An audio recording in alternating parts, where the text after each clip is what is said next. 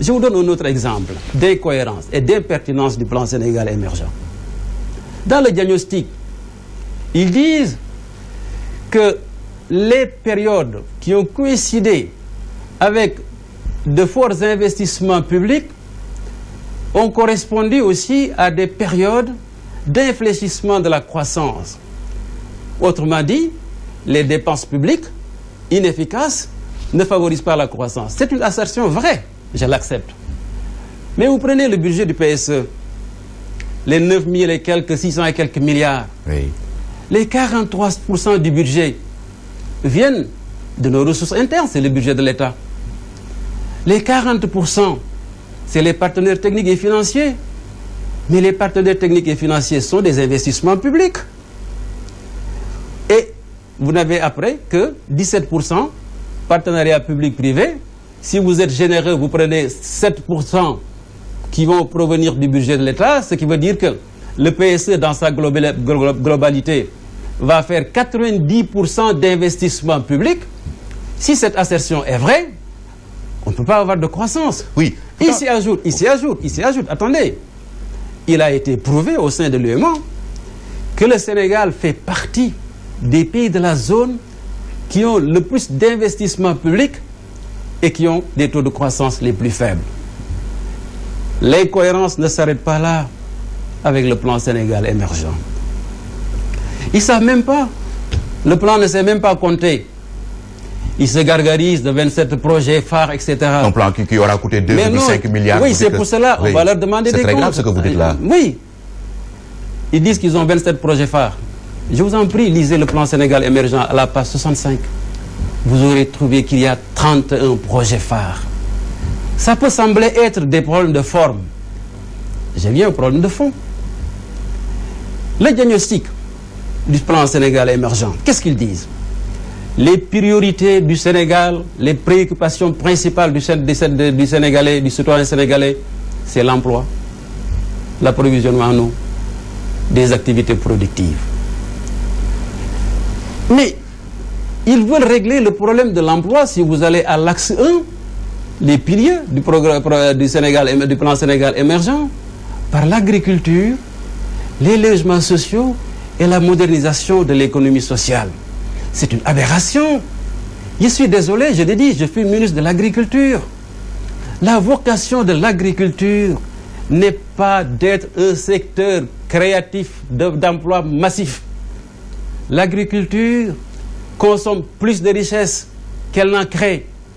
Vous ne pouvez pas m'indiquer un pays, ou difficilement au monde, qui a réglé le problème de l'emploi par l'agriculture.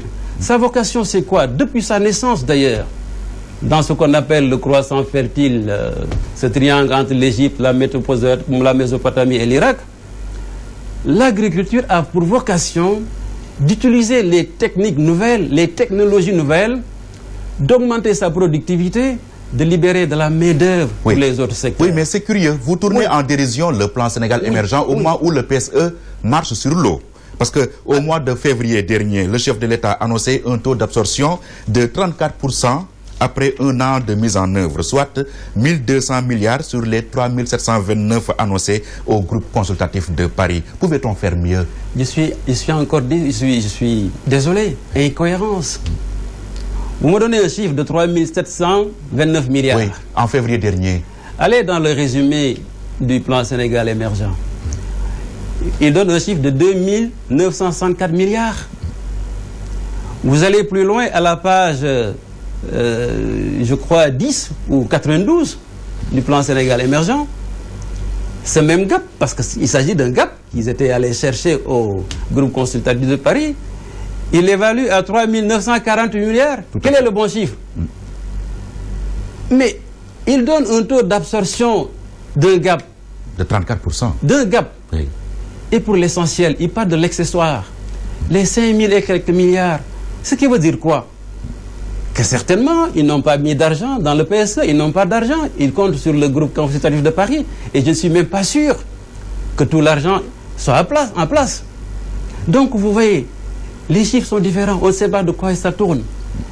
Vous pouvez me montrer, vous, des investissements dans ce pays évalués à 1200 milliards qu'on peut voir toucher Actuellement, vous pensez qu'on a payé 2,5 milliards au cabinet McKinsey pour du navet? Vous savez, nous connaissons les expériences aussi de ces cabinets. En tout cas, je constate, moi... La signature de McKinsey vaut de l'or. Mais c'est la signature... Auprès des investisseurs. Mais c'est la signature qu'il cherchait. Est-ce que la signature de McKinsey veut toujours dire qu'il y a la pertinence dans le projet? Ce n'est pas toujours évident. Moi, je vous sors les incohérences, je vous sors les impertinences du plan Sénégal émergent. Ce n'est pas parce que c'est McKinsey. Lisez le plan Sénégal émergent et que vous verrez que ce n'est pas un plan pertinent qui peut émerger le Sénégal. Je suis désolé. Donc l'émergence en 2035, c'est voué à l'échec? C'est raté? C'est raté, d'autant plus que même le taux de croissance espéré pour l'année 2014, ils n'ont pas. Ils n'ont pas, ils n'auront pas. Ils ont parlé de 5,4%. Oui, mais ils n'ont pas. Je suis désolé. Et vous allez dans le rapport, le dernier rapport de la Banque mondiale sur la situation économique du Sénégal. Ça aussi, c'est une réponse pertinente sur le bilan du PSE. Que dit ce rapport? 61% des industriels, 66% des prestataires de services et 58% des commerçants sénégalais ne sont pas satisfaits du climat des affaires, du fait des lourdeurs administratives, du fait de la pression fiscale sur l'entreprise, ce qui est une réalité d'ailleurs. Oui, le dernier rapport de Business dit le contraire. Oui, le Sénégal avait fait un bond de 10 places. Un bond de 10 places, oui. Qu'est-ce que cela veut dire? Moi, je vous dis ce que dit le rapport, qui est l'expression des opérateurs économiques du Sénégal. Et là aussi, une des impertinences du plan, je le disais tout à l'heure. Parce que les pays émergents, qu'est-ce qu'ils ont fait? Ils ont développé une politique industrielle en tablant sur une augmentation de la part de l'industrie dans la formation du produit intérieur brut. Et quand vous regardez même dans le plan Sénégal émergent, ils le disent. Alors qu'eux, ils misent sur l'agriculture. Or, dans les pays émergents, il y a une décroissance de la part de l'agriculture dans la formation du produit intérieur brut. Au Sénégal, ça tourne aux environs de 17-18%. Dans les pays émergents, c'est 6, quelques %. Dans les pays émergents, la part de l'industrie dans la formation du produit intérieur brut tourne aux environs de 30-32%. Le plan Sénégal émergent, je suis désolé, ne sait même pas la part de l'industrie dans la formation du produit intérieur brut. Vous allez quelque part dans le tableau qu'il nous montre à une certaine page, c'est 22%. Vous allez dans un autre chapitre, c'est 12%. Dans tous les cas, ce n'est pas un bon chiffre. Et comme je vous l'ai dit, au lieu de développer cette politique industrielle qui devrait régler le problème de l'emploi, ils tablent sur l'agriculture, l'économie sociale, les logements sociaux pour avoir de la croissance. Vous prenez l'axe 1 par exemple du plan Sénégal émergent, où il parle de transformation des structures de l'économie et de la croissance. Mais je suis désolé, il n'y a aucune transformation des structures de l'économie. Vous ne pouvez pas m'indiquer un secteur nouveau porteur de croissance. Et là, c'est vrai qu'ils l'ont dit dans le diagnostic, il devrait commencer par une réforme en profondeur des administrations fiscales. Ils le disent, mais c'est ça qui devrait être l'axe le plus important. Parce que moi, je suis de l'administration et je sais que la déperdition dans la collecte des revenus est beaucoup plus importante que les revenus effectivement collectés. Ce que vous dites contraste à bien des égards avec les propos de Christine Lagarde, directrice donc du FMI à l'Assemblée nationale du Sénégal. Il a dit que le PSE est un plan réaliste. Mais ce que dit Christine Lagarde, moi, ça ne m'engage pas.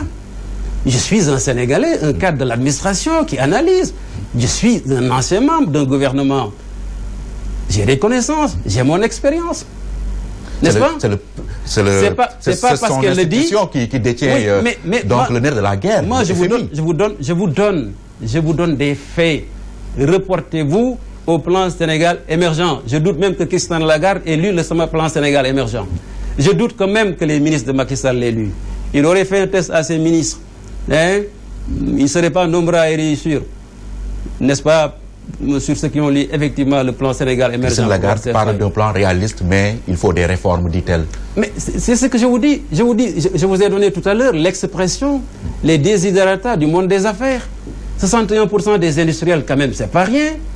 66% des prestataires de services, c'est pas rien. 58% des commerçants, ce n'est pas rien. C'est pas moi qui le dis, c'est la Banque mondiale qui le dit aussi. Vous voyez? Donc, c'est un plan qui ne nous mènera nulle part.